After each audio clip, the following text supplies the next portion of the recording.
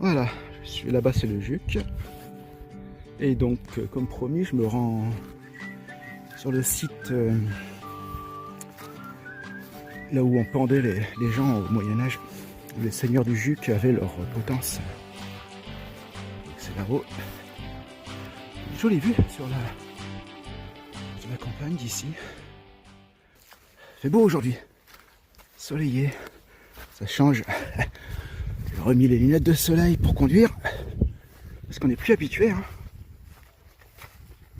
Voilà, ça, mine de rien, ça a grimpé pas mal. Je vais essouffler.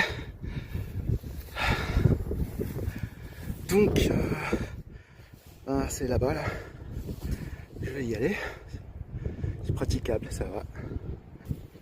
Par curiosité, je pense pas qu'il reste quoi que ce soit.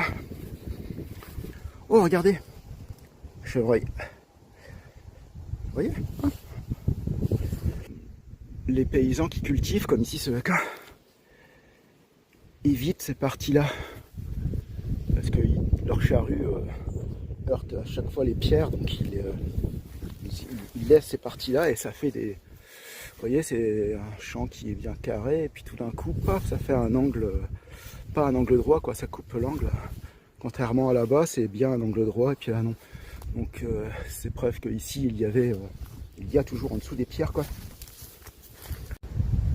Bon, là, je suis rentré dans le bosquet, en placement, soi-disant, du gibet, hein, c'est le mur, et puis derrière, il y a le champ avec le cabaret. Puis effectivement, là, il y a comme une structure, je sais pas si vous voyez bien, là. Vraiment pas en rectangle, parce que plutôt en triangle. Voilà, comme ça, à un angle droit. J'ai regardé hein, sous l'œillère, comme ça, j'ai gratté un peu, il y a des pierres.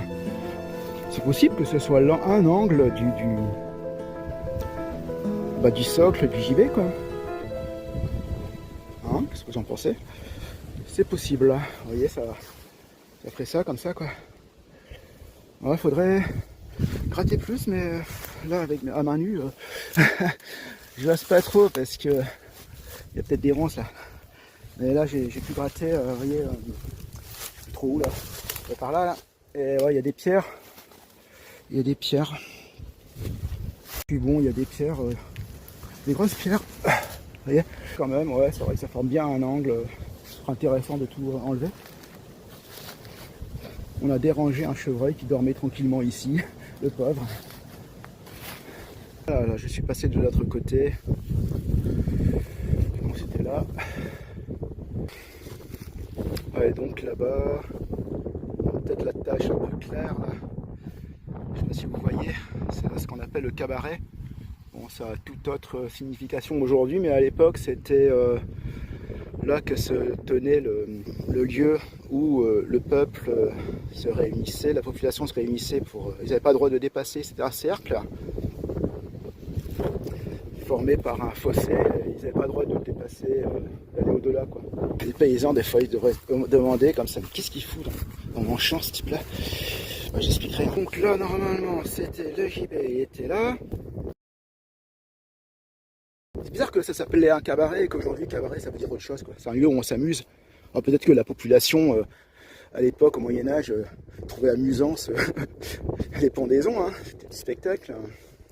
Peut-être pour ça. Donc voilà. Le gibet était là-bas.